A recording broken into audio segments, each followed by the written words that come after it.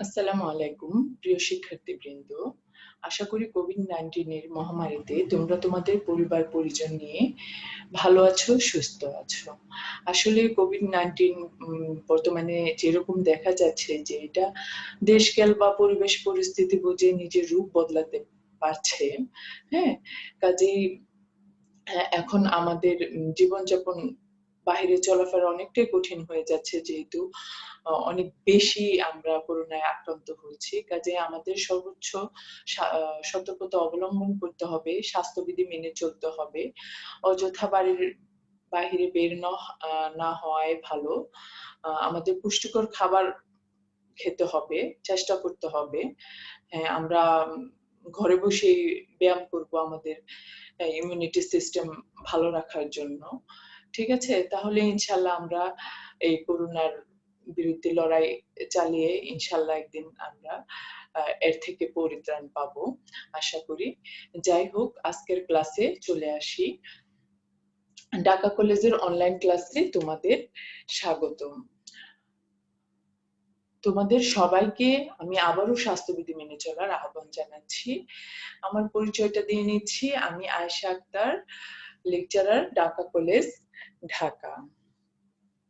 তো তোমাদের সাথে আমি যে কোর্সটা নিচ্ছি সেটা হচ্ছে operational research and research methodology course কোডটা দেওয়া আছে।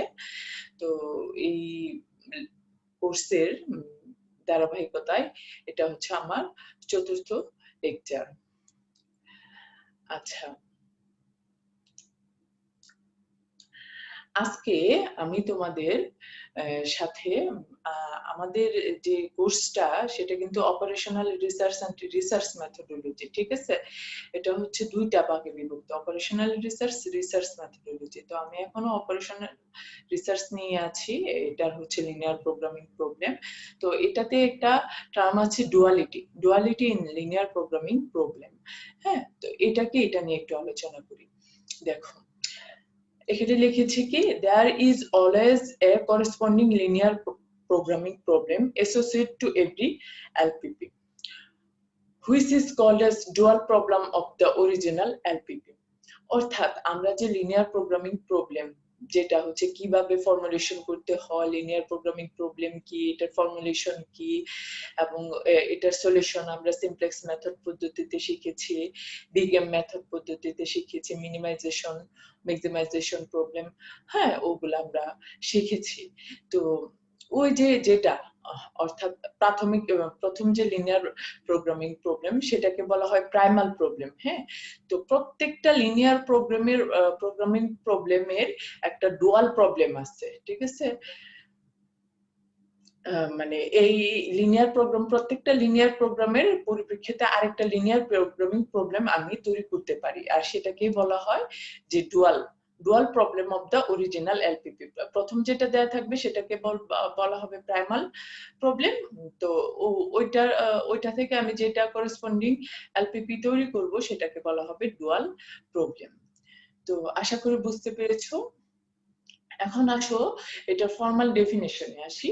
ফর্মাল ডেফিনিশন, হ্যাঁ, আমরা এলপিপি পড়েছি কি? আমরা এলপিপি পড়েছি এটা থাকতে পারে ম্যাক্সিমাইজেশন টাইপ অবজেক্টিভ ফাংশনটা অথবা মিনিমাইজেশনটা। হয় আমরা প্রফিটকে ম্যাক্সিমাইজ করতে চাই অথবা আমাদের যে কস্ট থাকবে সেটাকে আমরা মিনিমাইজ করতে চাই, হ্যাঁ, অবজেক্টিভ ফাংশন।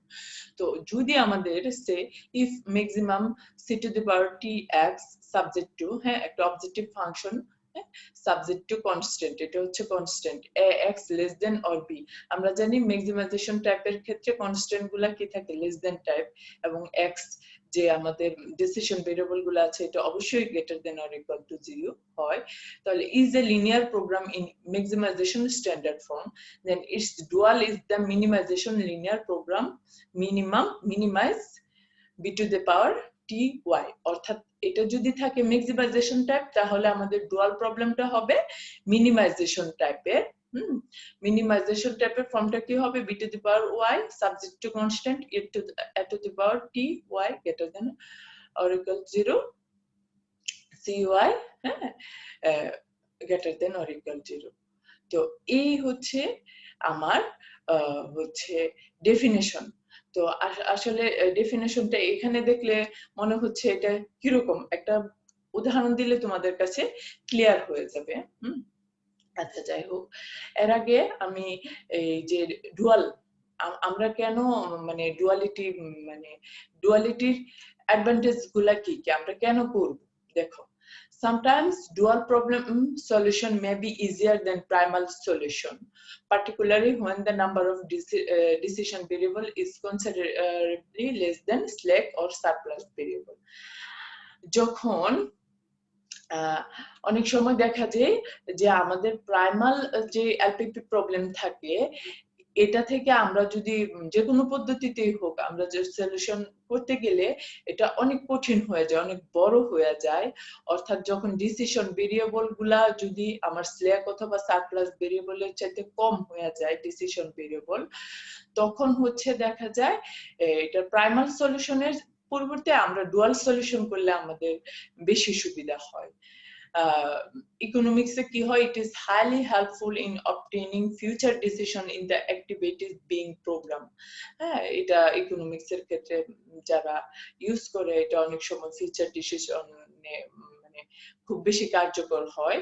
আবার ফিজিক্সে এটা ইউজ হয় parallel circuit and series circuits থিওরিতে। হ্যাঁ, ওরা ভালো বুঝবে এটা কিভাবে, বাট এটা ইউজ হয়।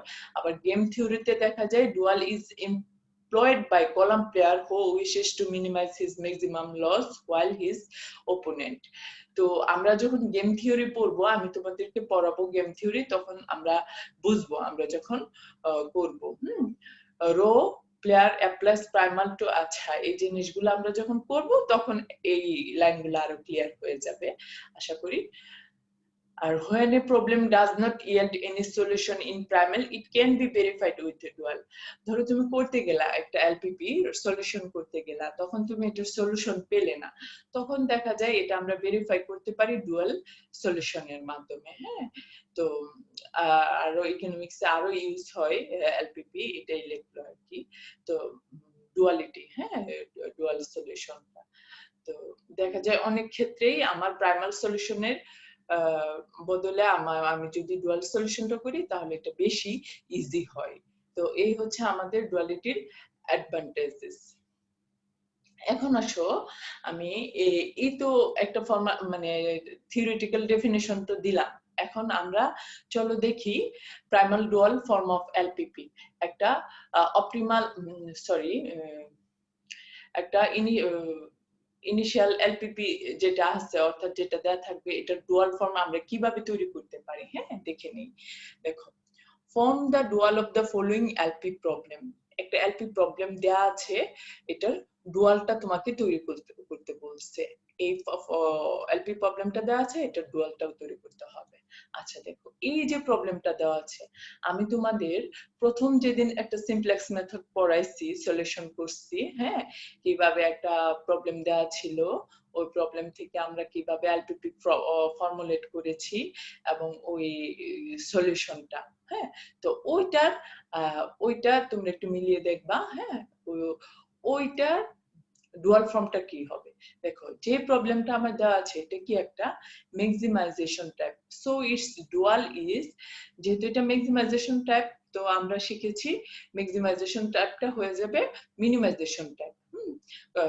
এখানে হচ্ছে আমি প্রফিটকে ম্যাক্সিমাইজ করতে চাইছি, আর এখানে কি হবে দেখো, এখানে একটু আমি বলি যে এখানে যা ছিল, ধরো এটা হচ্ছে যে প্রথম ম্যানুফ্যাকচারার, একজন ম্যানুফ্যাকচারার, এটা হচ্ছে তার ছিল, সে তার প্রফিট ম্যাক্সিমাইজ করতে চায়। হ্যাঁ, প্রফিট, এই যে মেশিন 1, মেশিন 2, মেশিন 3 ছিল। হ্যাঁ, তো প্রফিট ম্যাক্সিমাইজ করতে চায়, তার সাবজেক্ট টু কনস্ট্যান্ট।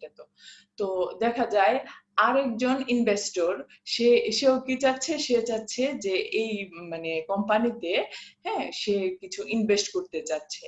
তো তার উদ্দেশ্য কি থাকে, যে ইনভেস্ট করতে চায় তার উদ্দেশ্য থাকে সে কম পরিমাণ ইনভেস্ট করে, সে ধরো মেশিন 1 বা মেশিন 2 বা মেশিন 3 তে যে ইনভেস্ট, সে কম পরিমাণ ইয়ে করে লাভটা বেশি চায়। হ্যাঁ, সে তার কস্টটাকে মিনিমাইজ করতে চায়, কিন্তু সে যে ইনভেস্টটা করবে সে কস্টটা সে মিনিমাইজ করতে চায়।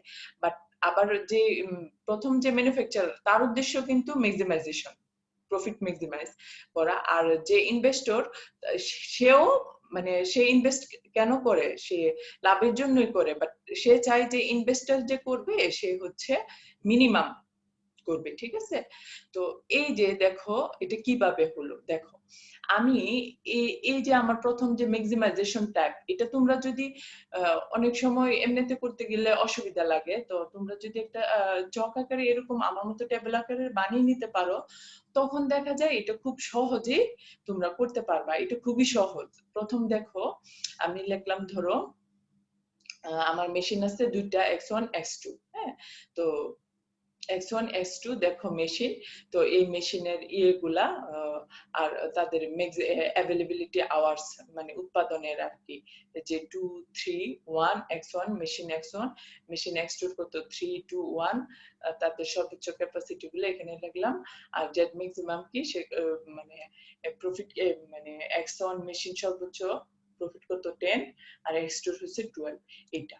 তো আমার যে দ্বিতীয় ইনভেস্টরটা আসলো, সে এই যে দেখো তার ইনভেস্টমেন্টটা আমরা এভাবে লিখতে পারি y1 y2 y3, হ্যাঁ, এরকম করে দিয়ে দিতে পারো, ঠিক আছে? এখানে যদি আমার আরো বেড়ে যায় তখন y3 y4 এরকম করে দিবা, ঠিক আছে?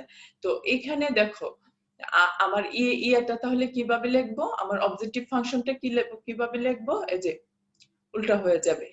সে চাইবো তার ইয়েটাকে মিনিমাইজ করার জন্য, জেড মিনিমাম 1500 y1 যোগ 1500 y2 যোগ 1000 y3। তো সাবজেক্ট টু কনস্ট্যান্ট কি হবে, এই যে 2y1 যোগ 3y2 যোগ y3, আবার কত 3y1 যোগ 2y2 যোগ y3। এখন দেখো এটা হচ্ছে 10, এটা হচ্ছে 12। এখন এটা আমরা জানি যে মিনিমাইজেশন প্রবলেমের ক্ষেত্রে কনস্ট্যান্ট হবে গ্রেটার দেন টাইপ, আর ম্যাক্সিমাইজেশন প্রবলেমের ক্ষেত্রে কনস্ট্যান্ট হবে লেস দেন টাইপ। দেখো গ্রেটার দেন টাইপ কেন, এই যে সে যে এটা সে সর্বোচ্চ মানে 10 অথবা 10-এর বেশি, তার উদ্দেশ্য কি থাকে, 10 তো আছেই অথবা 10-এর বেশি, 12 তো আছে অথবা 12-এর বেশি, হ্যাঁ, ওরকম। তো এখন দেখো এটার কিন্তু আমরা করেছি, কিভাবে করতে হয় আমরা জানি, এটা করেছি হাতে কলমে আমরা করেছি। তো এখন এই যে ডুয়াল প্রবলেমটা আমরা কিভাবে সলিউশন করব, দেখো এই যে দেখো ডুয়াল প্রবলেমটা কি ধরনের, ডুয়াল প্রবলেমটা হচ্ছে আমার মিনিমাইজেশন প্রবলেম। তো মিনিমাইজেশন প্রবলেমের ক্ষেত্রে কি, যেহেতু এটা গ্রেটার দেন টাইপ, কাজে আমাদের কি ভেরিয়েবল যোগ করতে হবে, সারপ্লাস ভেরিয়েবল, হ্যাঁ? তো লেফট হ্যান্ড সাইড আর রাইট হ্যান্ড সাইড সমান করার জন্য, তো সারপ্লাস ভেরিয়েবলের সাথে আমরা জানি একটা করে আর্টিফিশিয়াল ভেরিয়েবল চলে আসে। কাজে আমার প্রথমটা কি হবে, 2y1, আগে আমি কনস্ট্যান্ট গুলা দেখাচ্ছি, 2y1 যোগ 3y2 যোগ y3 minus s1 surplus variable plus একটা আর্টিফিশিয়াল ভেরিয়েবল a1 সমান 10, আর এটাতে সেম y3 আর একটা সারপ্লাস ভেরিয়েবল s2 সাথে একটা আর্টিফিশিয়াল ভেরিয়েবল আসবে a2 সমান সমান 12। আর জেড মিনিমাইজেশন কি হবে, 1500 y1 যোগ 1500 y2 যোগ 1000 y3, আর এই যে আমার সারপ্লাস ভেরিয়েবল গুলো হবে 0, হ্যাঁ, 0 ইন্টু s1 0 ইন্টু s2, আর এই যে আমার আর্টিফিশিয়াল ভেরিয়েবল a1 a2, হ্যাঁ, এগুলোর সাথে একটা m চলে আসবে, হ্যাঁ, m a1 তাদের মানে কন্ট্রিবিউশন হিসেবে। তাহলে এটা হচ্ছে কি বিগ এম মেথডে আমরা করব। এই যে আমার লেকচার 3 তেই কিন্তু বিগ এম মেথড, মানে এখানে জাস্ট একটু এগুলা চেঞ্জ হয়েছে, বিগেম মেথড কিভাবে করতে হয় এটা আমরা শিখেছি, ঠিক আছে? তো এভাবে করব, আমাদের এখানে আইবিএফএস বের করতে হবে। আইবিএফএস এ আমরা কি করব, আমার যে ডিসিশন ভেরিয়েবল গুলো আছে y1 y2 y3 এগুলো আমি 0 বসাবো, আর হচ্ছে আমার সারপ্লাস এবং ডিসিশন ভেরিয়েবলে 0 বসাবো, তাহলে আমি a1 আর a2 এর মান পাবো, a1 10, এই যে এখানে subject to constant y1 y2 y3 s1 s2 এগুলাতে 0 বসালে a1 পাবো 10, a2 পাবো 12। তো এই যে এটা হলো আমার বিগেম মেথড। এখন তোমরা বিগেম মেথড পদ্ধতিতে এটা সলিউশন করলে তুমি তোমার যে ফাইনাল সলিউশন, হ্যাঁ, যে আমার যে জেড কে মিনিমাম করা এটা পাবো। কিন্তু তোমরা যখন করবা তোমাদের কাছে তো বই আছে নিশ্চয়ই, এটা আমি আর করতেছি না, বিজ্ঞান মেথড রিপিট করতেছি না, কারণ আসলে সিলেবাসটাও শেষ করতে হবে। তোমাদেরকে বলিনি, যখন ফাইনাল ইটারেশন অর্থাৎ তুমি যখন তোমার ফাইনাল রেজাল্ট পেয়ে যাবা, তখন কিন্তু রেজাল্ট কিন্তু তুমি লিখবা না y1 y2 y3 দিয়ে, রেজাল্ট তোমার লিখতে হবে কি যে তোমার প্রাইমাল যেটা ছিল x1 x2 দিয়ে, হ্যাঁ, ডিসিশন ভেরিয়েবল। কাজেই তাহলে তুমি তো রেজাল্ট তো পাবা y1 y2, এই যে তোমার সারপ্লাস ভেরিয়েবল ছিল s1 s2 s3, এই সারপ্লাস ভেরিয়েবল গুলাই হচ্ছে যেটা হচ্ছে তোমার উপরে থাকবে, সেটাই হচ্ছে তোমার ডিসিশন ভেরিয়েবল x1 x2 এর মান হিসাবে আসবে। হ্যাঁ, তোমরা যখন করবা বই থেকে দেখবা তো এটা বুঝবা, এটা খুব মানে শেষ একদম শেষ পর্যায়ে আর কি, আশা করি বুঝবা, সমস্যা নাই, না বুঝলে পরবর্তীতে এটা আমি আবার দেখায় দিব। তো এই হলো আমার প্রথম একটা প্রাইমাল এলপিপি, এটা থেকে আমি কিভাবে ডুয়াল করব, ডুয়ালটা কিভাবে সলিউশন করব এটা দেখলাম। এখন আসো আরেকটা প্রবলেম দেখাই দেই। আরেকটা হচ্ছে এলপি প্রবলেম দেওয়া আছে, এটা ম্যাক্সিমাইজেশন টাইপের, আমি লিখলাম সাবজেক্ট টু কনস্ট্যান্ট এরকম। আচ্ছা এখন দেখো এইখানে দেখো subject to constant Z maximisation type, কিন্তু এখানে দেখো তাহলে আমরা জানি কি সাবজেক্ট টু কনস্ট্যান্ট হওয়ার কথা সবগুলা লেস দেন টাইপ, কিন্তু এখানে একটা দেখো গ্রেটার দেন টাইপ আছে আর একটা আছে ইকুয়াল। কাজে এটাকে আমার মানে পারফেক্ট ক্যানোনিক্যাল ফর্মে নিয়ে আসতে হবে।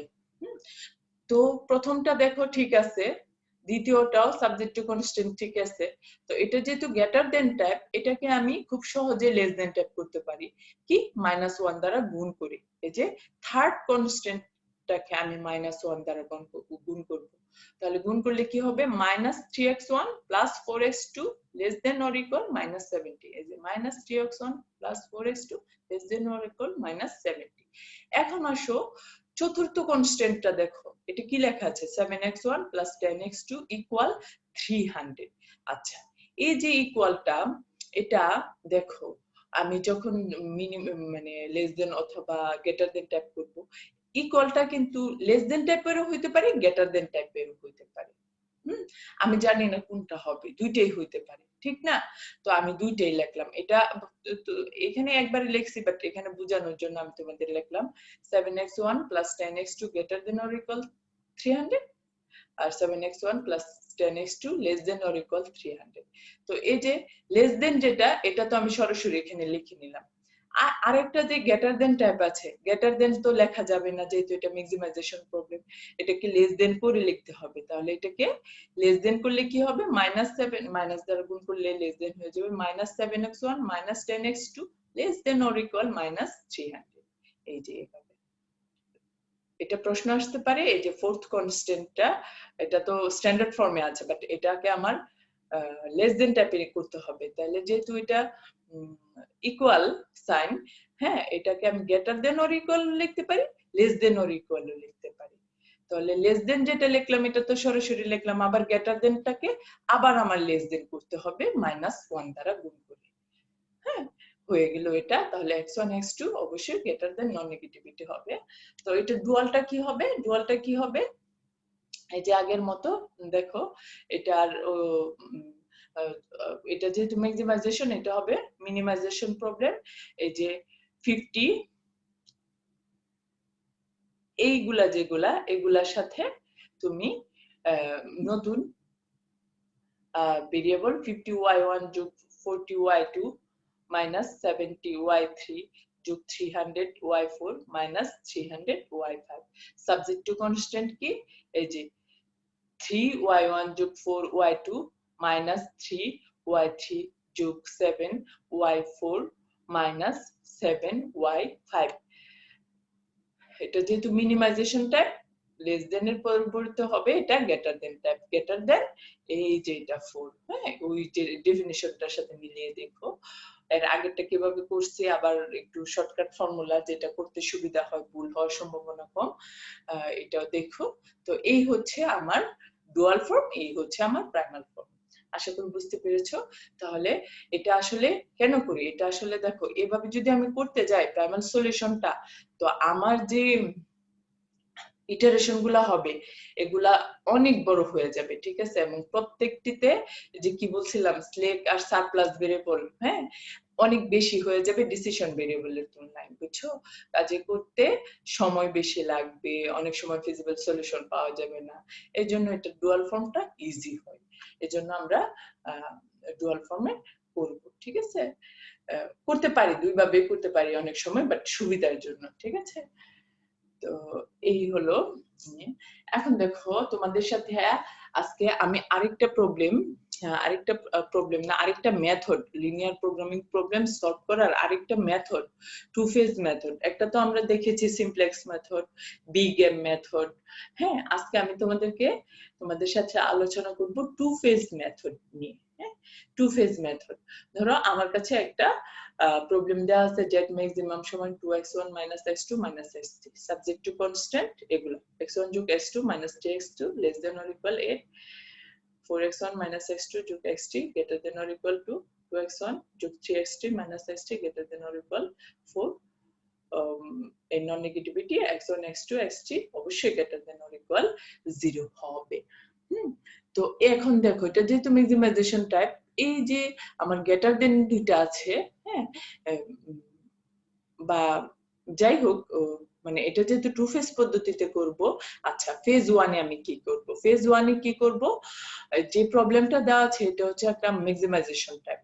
তাহলে এই যে ইয়াগুলা আছে,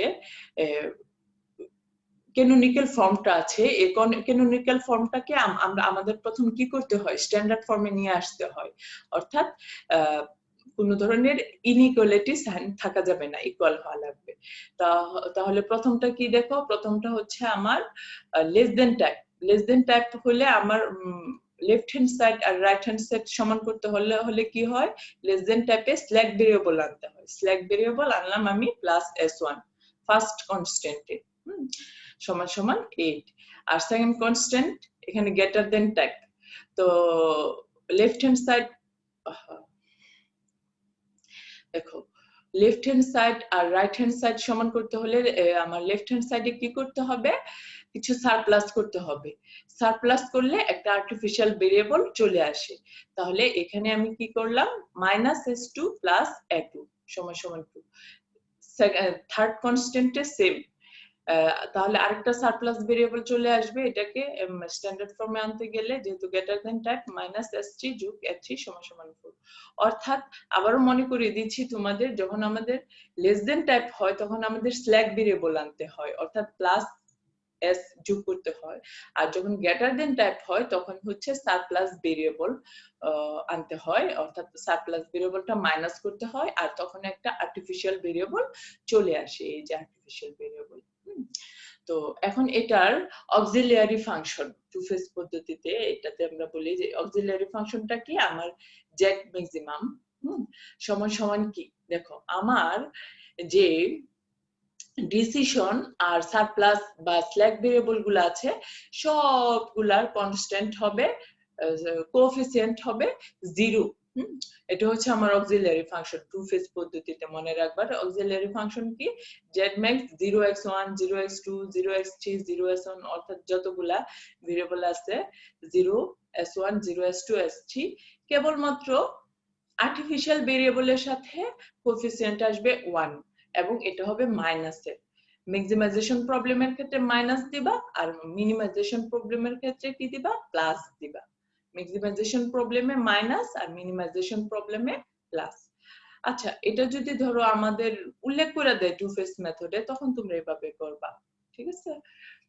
এভাবে করতে হবে। তাহলে কি বলেছি, ম্যাক্সিমাইজেশন টাইপ মানে অক্সিলিয়ারি ফাংশনটা কি হবে, প্রত্যেক slack decision variable slack surplus ভেরিয়েবলে কোএফিসিয়েন্ট 0 গুণ হবে, আর যে আর্টিফিশিয়াল ভেরিয়েবল গুলা সেগুলাতে প্রত্যেকটাতে -1 কোএফিসিয়েন্ট আসবে। এই হচ্ছে। তো আমার আইবিএফএস কি হবে, ইনিশিয়াল বেসিক ফিজিবল সলিউশন আমরা কিভাবে বের করি, এই যে কনস্ট্যান্ট গুলাতে আমাদের যে সারপ্লাস ভেরিয়েবল আছে, সারপ্লাস আর ডিসিশন ভেরিয়েবল গুলাতে আমি 0 বসাবো, মান 0 বসাবো। তাহলে দেখো decision variable x1 x2 x3 0 বসালাম। স্ল্যাক ভেরিয়েবল না, কিন্তু আমি বলেছি কি ডিসিশন এন্ড সারপ্লাস ভেরিয়েবল। তাহলে s1 টা কিন্তু স্ল্যাক ভেরিয়েবল, যেহেতু এটা লেস দেন এর জন্য আসছিল। তাহলে x1 x2 x3 0 বসালে s1 এর মান আসে কত 8, আর এখানে x1 x2 x3 s2 surplus variable, যেহেতু এটার মান 0 বসাবো, তাহলে s2 এর মান আসবে 2, আর এই যে এখানে s3 এর মান আসবে কত 4। তো এখন আমরা আমাদের ইনিশিয়াল যে সিমপ্লেক্স টেবিলটা এটা লিখে ফেলি। ইনিশিয়াল টেবিল ফর ফেজ 1 দেখো, ওই এখানে আমার কি হবে, বেসিস গুলা কি, বেসিস গুলা হচ্ছে আমার x1 x2 x3 s1 s2 s3 a2 a3, হ্যাঁ a3, আর আমার গুলা কি ছিল, IBFS গুলা s1 a2 a3, হ্যাঁ s1 a2 a3। s1 এর ভ্যালু কত ছিল 8, a2 এর ভ্যালু ছিল 2, a3 এর ভ্যালু ছিল কত, এই যে 4, 8 2 4, হ্যাঁ। আর এখানে দেখো আমার x1 এই যে অক্সিলারি ফাংশনের প্রত্যেকটার কোএফিশিয়েন্ট কত, কন্ট্রিবিউশন 0 0 0, a2 এর জন্য -1, a3 এর জন্য -1, এই যে 0 0 0 0, a2 এর জন্য -1, a3 এর জন্য -1। আর s1 এখান থেকে দেখো s1 এর কন্ট্রিবিউশন কত 0, আর কত a2 এর কত -1, a3 এর কত -1। তাহলে এটা আমরা কিভাবে করব, এখান থেকে আমরা zj বের করব, হ্যাঁ zj বের করব। zj বের করার ফর্মুলা কি, এই যে cb এর সাথে aij, এর আগের গুলাতে প্রত্যেকটাতে লেখা আছে সাইড নোট, তোমরা আশা করি ধারাবাহিক ভাবে দেখবে লেকচার গুলা, তাহলে তোমাদের পড়তে সুবিধা হবে। 0 * 1 0, -1 * 4 -4, যোগ -1 * 2 -2, -4 -2 মিলে হয় -6। এভাবে সেম এটার সাথে এই কলাম করো, গুণ করো, গুণ প্রত্যেকটার সাথে গুণ করে যোগ করো, যোগ করলে হবে -2। সেম এটা করলে হবে 0 0 1 1 -1 1, অর্থাৎ দেখো 0 * 0 0, -1 * 0 0, যোগ -1 * 1 -1, হ্যাঁ এটা দেখলাম এইভাবে। তাহলে এই যে এখানে যেহেতু ম্যাক্সিমাইজেশন, আমরা গতদিন পড়ছিলাম মিনিমাইজেশন টাইপ, এজন্য আবার করছিলাম কি, আবার এখানে ম্যাক্সিমাইজেশন আর মিনিমাইজেশনে একটা পার্থক্য, ম্যাক্সিমাইজেশনে কি হয় সিজে মাইনাস জেডজে হয়, আর মিনিমাইজেশনে হয় জেডজে মাইনাস সিজে। এই বেসিক পার্থক্যটা মনে রেখো তোমরা। তাহলে সিজে মাইনাস জেডজে করো, সিজে কত 0 - 6 6, 0 - 2 2, 0 - 0 0, এভাবে করলে এই হয়। তো এখন আমরা কি করব, এখন আমরা দেখব আমাদের কি কলাম খুঁজে বের করতে হবে এবং কি রো, অর্থাৎ কোন ভেরিয়েবলটা আমার নতুন করে ইনকামিং ভেরিয়েবল আর আউটগোয়িং ভেরিয়েবল বের করতে হবে। তাহলে আমার cj - zj, যেখানে এখানে মোস্ট পজিটিভ ভ্যালু কত দেখো 6 2, এগুলো তো মাইনাস পজিটিভ ভ্যালু বলেছি, কাজে মাইনাস তো 0 মাইনাস তো বলারই দরকার নাই। তাহলে 6 আর 2 এর মধ্যে মোস্ট পজিটিভ কোনটা 6, কাজে এইটা হচ্ছে আমার কি কলাম, হ্যাঁ x1 টা আমার পরবর্তীতে এন্টার করবে। তাহলে কি কলাম সলিউশন, আচ্ছা তো কি কলাম, তখন রেশিও আমরা কিভাবে বের করি, কি রো বের করতে গেলে আমার রেশিও বের করা লাগবে। রেশিও বের করি আমি, আমার যে সলিউশন গুলো আছে সলিউশন গুলার প্রত্যেকটাকে আমার কি কলামের করেসপন্ডিং ভ্যালু দ্বারা ভাগ করব।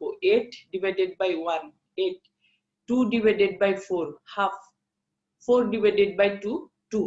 এখন রেশিওর মধ্যে আমরা দেখব রেশিওর মধ্যে লিস্ট পজিটিভ ভ্যালু কোনটা, অর্থাৎ সবচেয়ে ছোট মান কোনটা, সবচেয়ে ছোট ধনাত্মক মান কোনটা। তো সবচেয়ে ছোট ধনাত্মক মান কোনটা, হাফ। তাহলে এটা হবে আমার কি রো। তাহলে এটা দেখো আমরা করে দেই, দাগ দিয়ে দেই, এটা হচ্ছে আমার কি রো, এটা আমি পাইলাম আমার কি কলাম। তাহলে আমার কি এলিমেন্ট কোনটা, যেটার ইন্টারসেক্ট পয়েন্টটা হচ্ছে আমার কি এলিমেন্ট, হ্যাঁ। তো আমরা আমাদের কি রো কি কলাম পেয়ে গেছি, অর্থাৎ পরবর্তী সেকেন্ড ধাপে আমার কি x1 টা এন্টার করবে, আর এই যে a2 টা এটা আমার বের হয়ে যাবে। তাহলে ফার্স্ট ইটারেশন টেবিলে কি লিখবো দেখো, x1 x2 x3 s1 s2 s3, যেহেতু a2 আর্টিফিশিয়াল ভেরিয়েবল, এটা আমরা আলটিমেট বাদই দিব, এজন্য a2 টা আর এখানে আমার লেখার দরকার নাই। এখানে দেখো s1 ঠিক আছে, a2 এর বদলে কি আসছে x1, এই যে x1 দিয়ে দিলাম a3 s1 এর কন্ট্রিবিউশন কত x1 এর 0 a3 এর কত -1 আর উপরে যা আছে তা লিখলাম এখন আমরা জানি যে কি রো ফার্স্ট ইটারেশনে কি রো আমরা কিভাবে লিখি মডিফাইড কি রোটা কি হবে এখানে আমাদের যে কি এলিমেন্ট আছে কি এলিমেন্ট দ্বারা কি রো এর প্রত্যেকটাকে ভাগ করে দিলে আমি আমার কি রো পাবো পরবর্তীতে হ্যাঁ নিউ রোটা পাবো দেখো তাহলে এটা কত ছিল 4 4 কে এই যে এই রোটাকে 4 দ্বারা ভাগ করে ফেলি তাহলে 4 divided by 4 1 -1 divided by 4 -1/4 1 divided by 4 1/4 0 divided by 4 0 -1 divided by 4 -1/4 তারপর কি 0 divided by 4 0 একটু তো বাদ কাজে এটা লিখতে হবে না 0 divided by 4 0 2 divided by 4 half তাহলে আমার মডিফাইড কি রো পেয়ে গেলাম first iteration all others row বের করার ফর্মুলা কি ছিল ORI old row minus key column element I into modified key row সমান new row তো দেখো old row দেখো এটা এখানে কিভাবে হবে old rowটা লিখতে হবে old row কত দেখো 1 1 -3 এরকম করে লিখলাম মাইনাস কি কলাম এলিমেন্ট I দেখো কি কলাম এলিমেন্ট I কোনটা যেহেতু old row এটা এটার জন্য বের করব s1 এর জন্য তাহলে কি কলাম এলিমেন্ট I কত 1 লিখব 1 প্রত্যেকটাতে 1 ইনটু মডিফাইড কি রো কোনটা পেয়েছো এটা না এটা তো এই মানগুলো লেখো 1 ইনটু 1/4 1/4 তো ক্যালকুলেশন করো 0 5/4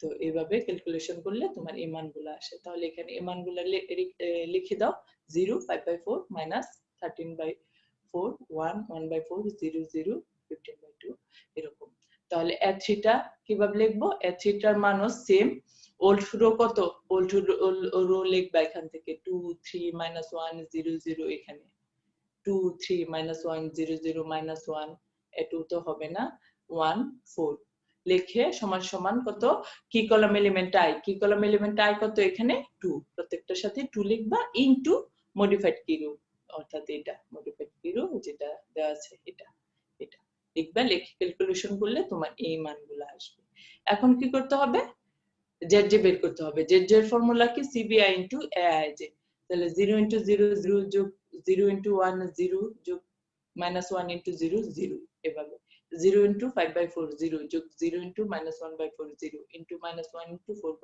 14/4 -14/4 এভাবে প্রত্যেকটা লিখতে হবে পরে কি করতে হবে CJ ZJ তাহলে CJ ZJ করো এই যে CJ ZJ করো এটা পাবো তো এখান থেকে আমার কি কলাম আবার বের করতে হবে কি কলাম কি মোস্ট পজিটিভ ভ্যালু 2/4 হাফ 14/4 কত হবে 3 পয়েন্ট সামথিং কাজে এটা হচ্ছে আমার মোস্ট পজিটিভ ভ্যালু তাহলে এটাই হচ্ছে আমার কি কলাম তাহলে এখান থেকে সলিউশন রেশিও বের করতে হবে কি রো বের করার জন্য রেশিও বের করো এই যে আমার সলিউশন আছে সলিউশনগুলোকে আমার করেসপন্ডিং কি কলাম এলিমেন্ট দ্বারা আমি ভাগ করব 15/2 ভাগ 5/4 করলে পাবা 6 হাফ ডিভাইডেড বাই -1/4 যেহেতু আমরা এখানে খুঁজতেছি কি রেশিওতে খুঁজছি লিস্ট পজিটিভ ভ্যালু মানে কি সবচেয়ে কম ধনাত্মক সংখ্যা কাজে এটা যেহেতু হাফ রে -1/4 দ্বারা ভাগ করলে মাইনাস সামথিং নেগেটিভ একটা মান আসবে তো এটা লিখি নাই তোমরা লিখে দিবা যখন লিখবা লিখে দিবা এটা নেগেটিভ একটা মান আসবে কাজে এটা আমার গণনায় আসবে না তারপর 3 ডিভাইডেড বাই 14/4 করলে এটা আসবে তো 6 আর এটার মধ্যে সবচেয়ে ছোট ধনাত্মক সংখ্যা কোনটা এটা কাজে এটা হবে আমার কি রো অর্থাৎ পরবর্তীতে আমার x2 এন্টার করবে আর a3 টা আমার বের হয়ে যাবে এই যে a3 টা বের হয়ে যাবে এখানে x1 x2 s3 s1 s2 s3 যেহেতু a3 টা বের হয়ে গেছে এখানে আর আমার লেখার দরকার নাই আর এখানে s1 x1 a3 এর পরিবর্তে আসছে কি x2 তাহলে এদের কোএফিশিয়েন্ট গুলো আমরা লিখলাম উপরে ওদের কত s1 এর কন্ট্রিবিউশন 0 x1 এর কত 0 এরকম আর এই যে এই মানগুলা এখন কিভাবে লিখবো আমরা আমার মডিফাইড কি রো কত হবে, এই যে আমার কি এলিমেন্ট কত, এই যে কি রো আর কি কলামের ইন্টারসেক্ট পয়েন্ট হচ্ছে কি এলিমেন্ট, তাহলে এটাকে 0 ডিভাইডেড বাই 14/4, 0 14/4 ডিভাইডেড বাই 14/4 1, এরকম করে এটা ডিভাইডেড বাই 14/4। হ্যাঁ, এভাবে সেম পদ্ধতিতে লিখবা। তারপর s1 এর মান কিভাবে বের করবা, এই যে এখানে ওল্ড রো কত 0 5/4 এভাবে লিখবা এখানে, তারপর মাইনাস কি কলাম এলিমেন্ট আই কত 5/4 প্রত্যেকটাতে হবে, ইনটু আমার মডিফাইড কি রো কত এটা, এই মানগুলা লিখবা, লিখে তুমি এই যে এই রো এর মানগুলা পাবা, সেম তুমি x1 এর ক্ষেত্রে এই রো এর মানগুলা পাবা। দেখো তাহলে z কত হয়েছে, এখানে প্রত্যেকটা যেহেতু 0, তুমি এটার সাথে যাই গুণ করো না কেন, যে ভ্যালুই থাকুক না কেন, এটা 0ই হবে। তো উপরে সবগুলোর কোএফিশিয়েন্ট 0 থেকে, তাহলে cj - zg সব হয়ে যাচ্ছে কত 0। যখন এ পর্যায়ে চলে আসবে তখন আমার ফেজ 1 শেষ হয়ে যাবে, ফেজ 1 আমার কমপ্লিট। এখন আমি যে টু ফেজ কেন, এখন আমি ফেজ 2 তে যাব। দেখো ফেজ 2 তে গেলে কি করতে হয়, ফেজ 2 তে লিখবা বেসিস ভেরিয়েবল যা আছে x1 x2 s3 s1 s2 s3। পার্থক্য কি, এই যে এখানে হবে এই যে কন্ট্রিবিউশন গুলা, এটা হবে যে আমার অবজেক্টিভ যে ফাংশন, অবজেক্টিভ ফাংশনের কোএফিশিয়েন্ট। তাহলে অবজেক্টিভ ফাংশন কত ছিল, এই যে 2x1 - x2 - x3, তাহলে x এর কোএফিশিয়েন্ট 2, x2 এর -1, x3 এর -1, এই যে 2 - 1 -1, s1 এর কত 0 হবে, s2 0, s3 0। তাহলে এখানে আমার বেসিস কত ছিল, s1 x1 s2, s1 এর কত দেখো কন্ট্রিবিউশন 0, x1 এর কত 2, এখানে 2 আসবে, x2 এর কত -1। আর এই যে মানগুলা ভিতরের মানগুলা এখানে যা আছে তাই। দেখো এখানে আমি একটু চেঞ্জ করছি, -3/7 ঠিক আছে, 0 দেখো আর সবগুলাই ঠিক আছে। এখানে লেখা আছে 1/7, এখানে আমি লিখছি 4/20।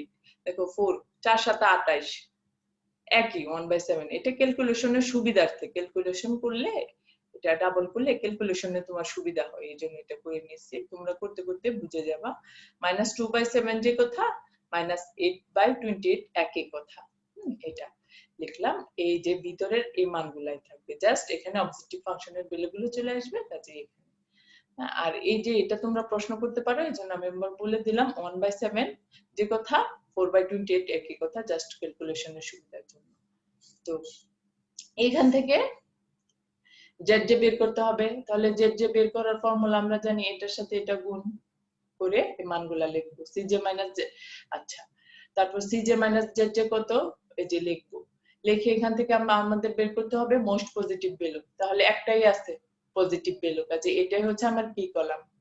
তাহলে সলিউশনটাকে আমি করেসপন্ডিং কি কলামের এলিমেন্ট গুলো দ্বারা ভাগ করে দিলে আমি আমার রেশিও পাবো। দেখো এখানে 90 divided by 14 divided by minus একটা মান, কাজে মাইনাস একটা ভ্যালু হবে, সামথিং নেগেটিভ।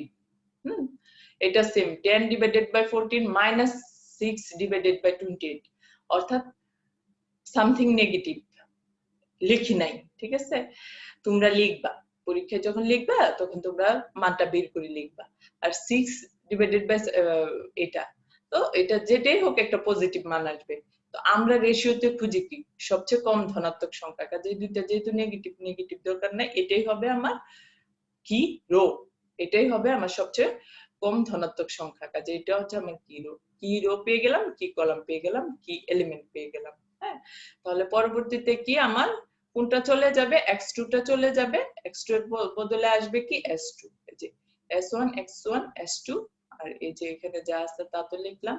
তো এখানে আমরা কিভাবে করি, এই কি রো কে আমরা কিভাবে এখানে চেঞ্জ করি, এই যে আমার কি এলিমেন্ট দ্বারা আমি ভাগ করব প্রত্যেকটাকে, 0 ডিভাইডেড বাই এটা, 1 ডিভাইডেড বাই যখন 4/28 অর্থাৎ কি 1/7, তো এটা উল্টা গেলে হয় 7।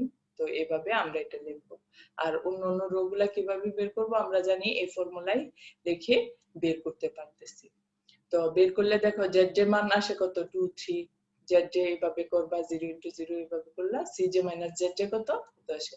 দেখো এখানে প্রত্যেকটা কি নেগেটিভ, কাজে আমরা জানি since all cj minus zj less than or equal 0, দেখো লেস দেন অর ইকুয়াল 0 অথবা 0 এর চাইতে ছোট মাইনাস, তাহলে আমার অপটিমালিটি কন্ডিশন স্যাটিসফাইড হলো। তাহলে এখানে দেখো s1 s2 s1 তো স্ল্যাক ভেরিয়েবল, s2 হচ্ছে আর্টিফিশিয়াল ভেরিয়েবল, এগুলো তো আমার অবজেক্টিভ ফাংশনে নাই প্রফিট ম্যাক্সিমাম। তাহলে x1 কত, x1 এর মান আসছে কত এখানে 2, কাজে z ম্যাক্সিমাইজেশন কত 2x1 - s2 s3, এগুলোর মান 0 4। তাহলে আমার অপটিমাম সলিউশন কত, x1 এর মান 2 আর z ম্যাক্সিমাম সমান কত 4। এই হলো আমার সলিউশন। এটা হচ্ছে দুটো ভাগে করা হয়, ফেজ 1 ফেজ 2, এজন্য এটার নাম হলো টু ফেজ মেথড। তো আশা করি বুঝতে পেরেছো। একই জাস্ট একটু মনে রাখবা বিগেম মেথড আর টু ফেজ মেথডে কি কি ইয়া করি, জাস্ট মিনিমাইজেশনের এই যে এখানে যখন নাকি আমার গ্রেটার দেন ট্যাগটা হয় তখন সারপ্লাস ভেরিয়েবলের সাথে আর্টিফিশিয়াল ভেরিয়েবল আসে, আর যেহেতু লেস দেন শুধু আমরা স্ল্যাক ভেরিয়েবল অ্যাড করি। এই হচ্ছে আমার বেসিক পার্থক্য। তো এই ছিল আজকে তোমাদের সাথে আমার ক্লাস। আশা করি সবাই বুঝতে পেরেছো, বুঝতে পারবা। চেষ্টা করো বইয়ের সাথে মিলিয়ে দেখো, লিখতে গেলে হয়তো বা ভুল ত্রুটি হতেই পারে, তোমরা আশা করি নিজেরা ঠিক করে নিবে। তো সবাই ভালো থেকো, সুস্থ থেকো, এখানে আজকে বিদায় নিচ্ছি।